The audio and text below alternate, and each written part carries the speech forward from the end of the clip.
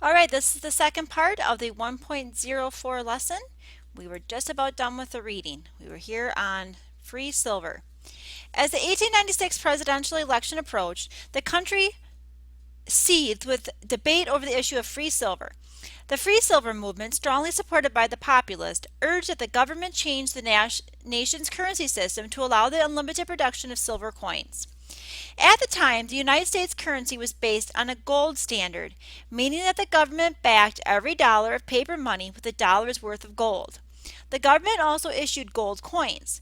Because gold was a known commodity, people could trust the value of the currency backed by gold. But the champions of free silver argued that if the government would also mint coins out of silver, there would be more money in circulation, which would make money and credit available to debt-ridden farmers. Banks and big businesses generally opposed free silver, which they feared would lead to inflation. The Democratic Party was divided on the issue. Eastern Democrats wanted the party to endorse a gold standard and oppose making money out of silver. Southern and Western Democrats, however, sided with the populist support of free silver. President Grover Cleveland, a Democrat, favored maintaining the gold standard and opposed the free silver movement. But when Democrats gathered for the convention in 1896, free silver advocates took charge. A 36-year-old former congressman from Nebraska, William Jennings Bryan, rose to address at the convention. Bryan, a powerful public speaker, took the stage at the convention and denounced the idle holders of idle capital. Now is the time, he said, for industrial laborers and small farmers to rise up and take economic power away from the capitalists who exploited the average people. He scorned the idea that gold was the only sound backing for currency and called for the free coinage of silver.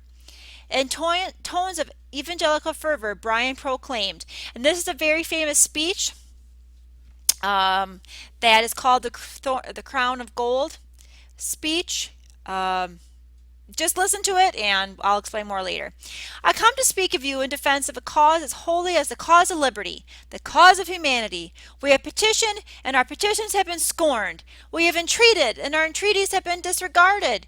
We have begged and they have mocked when our calamity came. We beg no longer, we entreat no more, we petition no more, we defy them.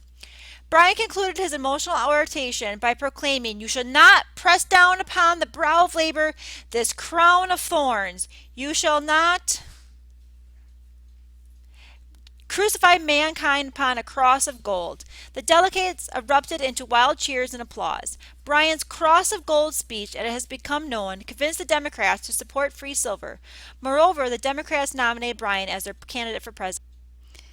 Populists face a dilemma. Should they nominate their own populist candidate for president?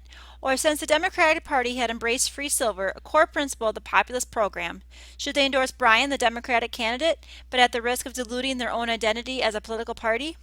After much debate, the populists decided to support Bryan for president. In his campaign for the presidency, William Jennings Bryan crisscrossed the country, traveling some 18,000 miles and attracting large crowds. In contrast, the Republican candidate, William McKinley, a former governor of Ohio and a firm opponent of free silver, conducted a front porch campaign in which he received supportive visitors at his Ohio home and delivered carefully prepared statements.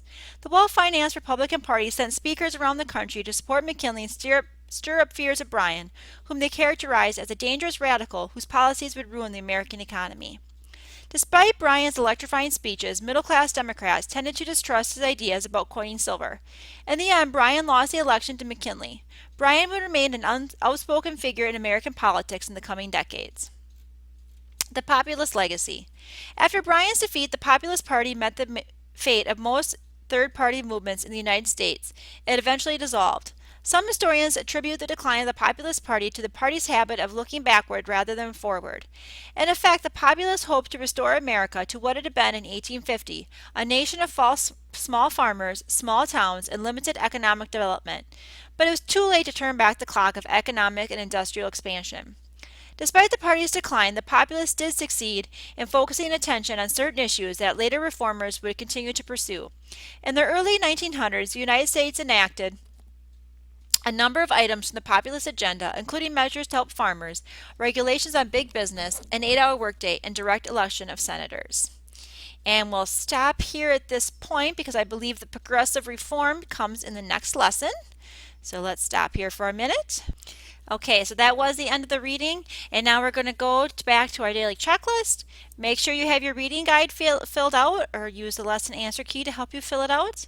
And the next thing we have to do is complete the Say Hey, Farmers Help Each Other online activity, and then the checkpoint at the end. So let's go to the Say Hey, Farmers Help Each Other.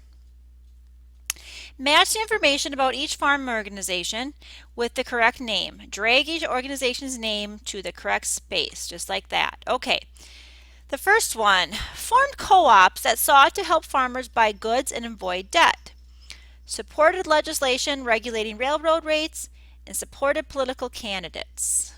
I'm going to say that's the Granges. Next, sought to get around the crop lien system and avoid debt, wanted federal sub-treasury system for crop pooling and storage, wanted government to seize ownership of and regulate railroads and utilities, and endorsed bankruptcy laws, coinage of free silver, and abolition of national banks. That's the farmer alliances. And last, contended with crop lien system and black codes. Black codes. That's a good hint. Founded in Texas in 1886, tried a cotton picker strike that failed, disappeared by the end of 1892. Let's see if that was indeed the Colored Alliance and if the other ones are correct. Perfect. And look at that. We get the keyword at the end. So copy and then paste, because when you go to your 104 checkpoint, you can put the word in there, ladies and gentlemen. Begin your checkpoint and put it in there. And please do note, this is sort of important, because in the past, people just write farm organization and it gets marked correct. Make sure that you spell organizations correctly. You put an S at the end so you get your credit. And like I said, just copy and paste if you can. That just makes it easier. Or just write it down carefully and make sure you don't have any spelling errors so you receive full credit for this. All right, that concludes the 1.04 lesson. Thank you.